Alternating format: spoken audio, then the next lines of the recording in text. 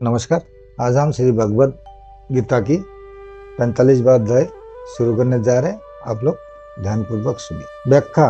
वह वेदों से तात्पर्य वेदों के उस अंश से है जिसमें तीनों गुणों का और तीनों गुणों के कार्यों स्वर्गादि भोग भूमियों का वर्णन है। वह उपयुक्त पदों का तात्पर्य वेदों की निंदा में नहीं है, वस्तुत तो निष्काम भाव की महिमा में है।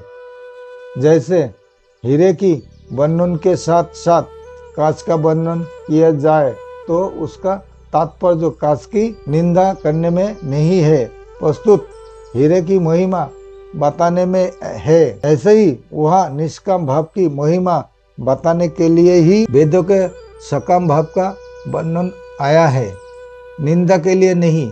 वेद केवल तीनों गुणों का कार्य संसार का ही वर्णन करने वाले है, ऐसी बात भी नहीं है।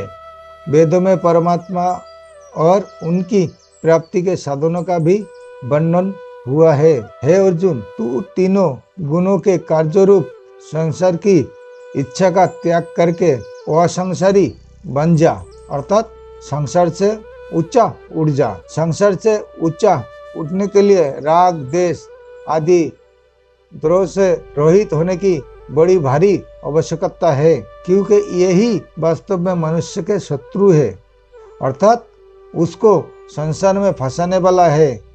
गीता 3 अध्याय का 34वां श्लोक। इसलिए तू संपूर्ण द्वंद्व से रहित हो जा। वह भगवान अर्जुन को निर्दोष होने की आज्ञा क्यों दे रहा है?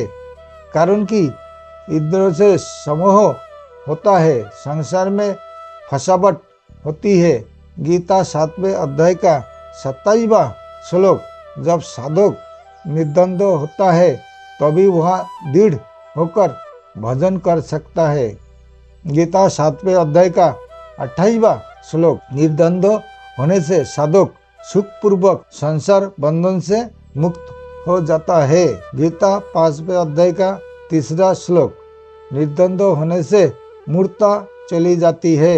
गीता 15वें अध्याय का 5वां श्लोक। निर्द्वंद्व होने से साधक कर्म करता हुआ भी बचता नहीं।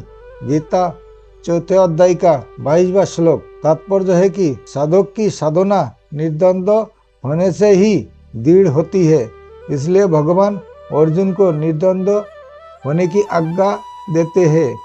दूसरी बात, अगर संसार में किसी भी वस्तु व्यक्ति आदि में राग होगा तो दूसरी वस्तु व्यक्ति आदि में द्वेष हो जाएगा। वह नियम है। ऐसा होने पर भगवान की अपेक्षा हो जाएगी। वहाँ भी एक प्रकार का द्वेष है। परंतु जब साधक का भगवान में प्रेम हो जाए तब संसार से द्वेष नहीं होगा।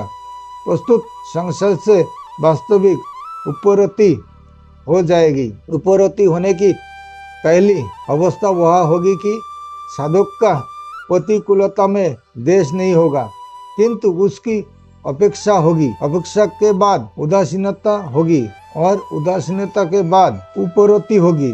उपरति में राग द्वेष सर्वदा मिट जाती है। इस क्रम में अगर सूक्ष्मता से देखा जाए तो अपेक्षा में राग देश के संस्कार रहते हैं, उदासीनता में राग देश की सत्ता रहती है और उपरति में राग देश के ना संस्कार रहते हैं ना सत्ता रहती है, किंतु राग देश का सर्वथा अभाव हो जाता है। इंद्रियों से रहित होने का उपाय वह है कि जो नित्य निरंतर रहने वाला सर्वत्र परिपूर्ण परमात्मा है, तू उसी में निरंतर स्थिर रह। तू जोग और क्षेम की इच्छा भी मत रख, क्योंकि जो केवल मेरे परायण होते हैं उनके जोखिम का वहन मैं स्वयं करता हूँ। गीता 9वें अध्याय का 22वां श्लोक। अत्ववान, तू केवल परमात्मा के परायण हो जा। एक परमात्मा प्राप्ति का ही लक्ष्य रख। परिशिष्ट भाव। निर्द्वंद्व वास्तव में जड़ चेतन, सत असत, नित्य अनित्य, नाशवान अविनाशी आदि का भेद भी द्वंद्व है। जोग और खेम की चाहना भी द्वंद्व है। द्वंद्व होने से सब कुछ भगवान ही है, इस वास्तविकता का अनुभव नहीं होता। कारण कि जब सब कुछ भगवान ही है तो फिर जड़ चेतन आदि का द्वंद्व कैसे रह सकता है। इसलिए भगवान ने अमृत और मृत्यु, सत और असत दोनों का अपना स्वरूप बताया है। अमृत चोब मृत्युच्च सदोच्च सच्चा हमजुन संबंधो, तीनों गुणों से रहित निर्द्वंद्व आदि हो जाने से क्या होगा, इससे आगे के श्लोक में बताते हैं।